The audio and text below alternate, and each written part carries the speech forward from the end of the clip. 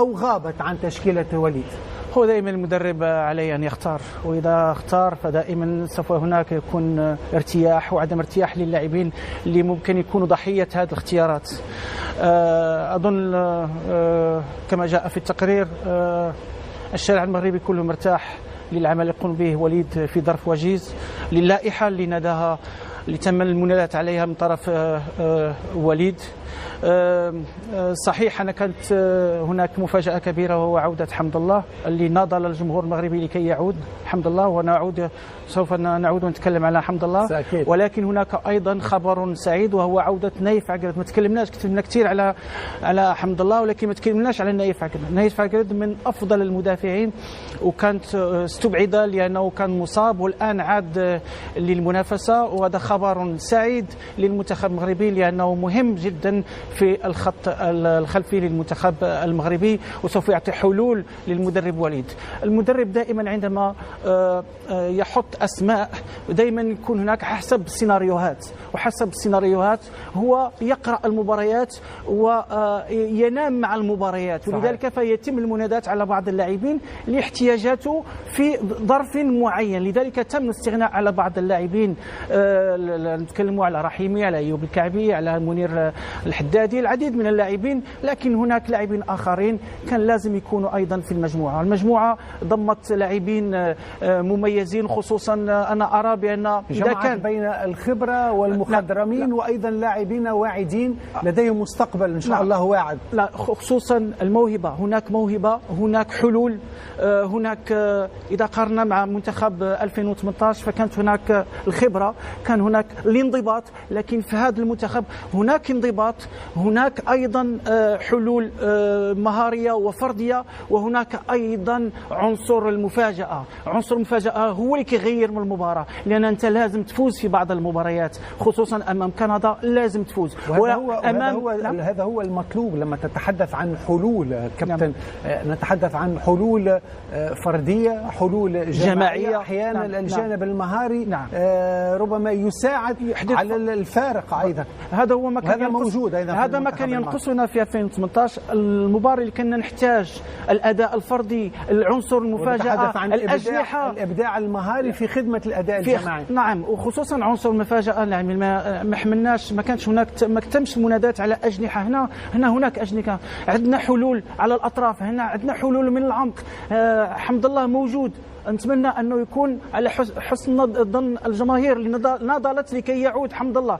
حمد الله أتى لمهمة، والمهمة عندما سوف ينادي عليه وليد في ظرفية معينة لازم يكون جاهز ذهنيا وبدنيا وتقنيا، لأنه هو لا يحتاج إلى فرص كثيرة لكي يسجل. لذلك ففي ظروف معينة هناك من سوف يبدأ العمل وهناك من سوف ينهي العمل. لذلك إذا دخل في هذه الاستراتيجية فالمنتخب المغربي سوف يخرج فائزا من هذه التجربة الكبيرة في كأس العالم إن شاء الله. على الكل هو هناك إجماع بأن عودة حمد الله، خاصة بعد الحادثة التي وقعت قبل كأس إفريقيا 2019، مغادرته للمعسكر في مراكش أثار الكثير من النقاط الاستفهام، وأيضا أغضب حتى أعضاء الاتحاد وعلى رأسهم الرئيس والمدرب. يعني هل برأيك شفع له الاعتذار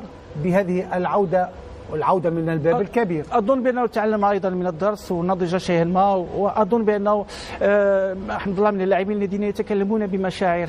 لذلك ففي بعض الأوقات لازم تكون أيضا دبلوماسي، ولازم أنك تحتفظ بمشاعرك.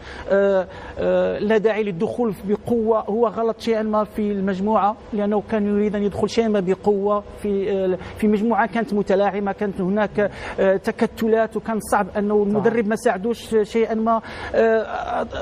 أظن بأن عندما تأتي لمجموعة لازم تعمل مجهودات كثيرة لكي تتأقلم، ولذلك الآن فعليه أن يبذل مجهودات، سواء لعب سواء ما لعبش، أن يتأقلم مع المجموعة لصالح المجموعة. لأن كما قلت المجموعة هنا كابتن عزيز، هل أن المجموعة ستقبل هذه العودة لحمد الله؟ لا، حمد الله لاعب مغربي ومحتاجين له في المنتخب المغربي كما قلت في ظرفية معينة.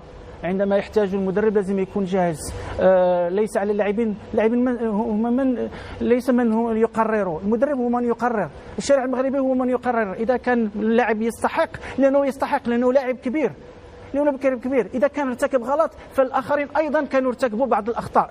لذلك هو الآن عازم أنه يصحح، والتصحيح يكون في الملعب، لأن الآن لازم نمر من أطراف أخرى تتدخل في اختيارات المدرب. لا أظن بأن لا ما فيش هناك اختيارات.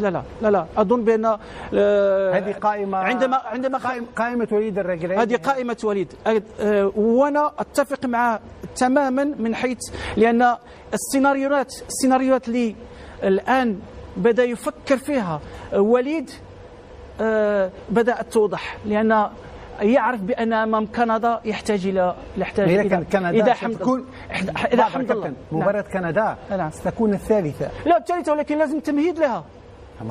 لازم تمهيد، وهذه هي الاستراتيجية اللي خطأنا فيها في 2018. المباراة الأولى كان التفكير في مباراة إيران. لا ما كان أن المباراة إيران هي كانت مفتاح. لا كانت مفتاح، لكن غلطنا في استراتيجية، لعبنا بخمسة مدافعين، ما خلقناش فرص، ما حملناش معنا أسلحة متنوعة للفوز بالمباراة الأولى والتمهيد للمباريات الأخرى. الآن لازم تمهيد للمباراة الأخيرة، وعكس الاستراتيجية عكس الآن. وهذه الاستراتيجية نحتاج إلى لاعبين كنصيري، نحتاج كلاعبين محاربين، نحتاج إلى لاعبين منضبطين. لذلك فهذه المجموعة متكاملة ولديها حلول. طيب وليد لديه حلول، ولذلك العودة الحمد لله لازم أن نمر من مرحلة التوقعات، نتوقع من اللاعب، إلى المرحلة الحقيقة هو الملعب، أن يثبت لنا أن الكل تلك الثقة اللي عملنا فيها الجميع أنه قدر تلك الثقة، ولا أظن بأنه سوف يخلف الميعاد. الحمد لله لاعب كبير وسوف يسجل أهداف إن شاء الله. طيب 26 لاعبا تم الاختيار عليهم من قبل الناخب المغربي وليد الركراكي، هل تقرأ توازن على مستوى الخطوط كابتن؟ سؤال مهم جدا. أنا شفت بأن المجموعة متكاملة، رغم أنني متحفظ شيئا ما على الظهيرين. يعني إذا كان عندنا حكيمي، وهذا كان مشكل في روسيا، إذا كان عندنا حكيمي ومزراوي، الآن عندنا عطية الله هل يلعب أو ممكن رومان سايس ممكن يلعب كظهير. يعني هناك لاعبين كثير في كقلب دفاع، هناك بانون، هناك الياميق، هناك نايف عقرد، هناك أشرف داري، هناك رومان سايس، عديد من اللاعبين. لذلك فحذاري من الإصابات والإنذارات. لذلك فنتمنى أن اللاعبين الأطراف ما ياخذوش إنذارات وما ياخذوش، لأن صحيح إذا أخذنا إنذارات فسوف نتعب شيئا ما على الأطراف، خصوصا من الناحية الدفاعية من الظهير أيمن والظهير أيسر. هل المركز الظهير الأيسر هو من بين المراكز أيضا التي ستشكل ربما عائق للمدرب؟ ليس عائق يعني بالمعنى السلبي، لكن هناك الحلول دائما، لكن ظهير أيسر يعني صريح إن صحت العبارة. هو الظهير صحيح كاين عطية الله لاعب مميز، صحيح لاعب مميز، لكن أنا كنشوف بأن ممكن أنه الوليد سوف يجد الحلول داخل المجموعة. يعني ممكن حتى إذا انصاب مزراوي أو عطية الله ممكن حكيمي يذهب كظهير أيسر ويلعب أشرف داري كظهير أيمن، هناك أو رومان سايس ظهير أيسر، وحكيم عنده حلول داخلية وسط. لذلك هو قرر أن يأخذ ظهير أو 3 لاعبين يلعبوا على كأظهرة والباقي كقلبي الدفاع، اللي ممكن أنه حتى يواجه بهم السيناريوهات. يعني السيناريوهات ممكن أمام كرواتيا وأمام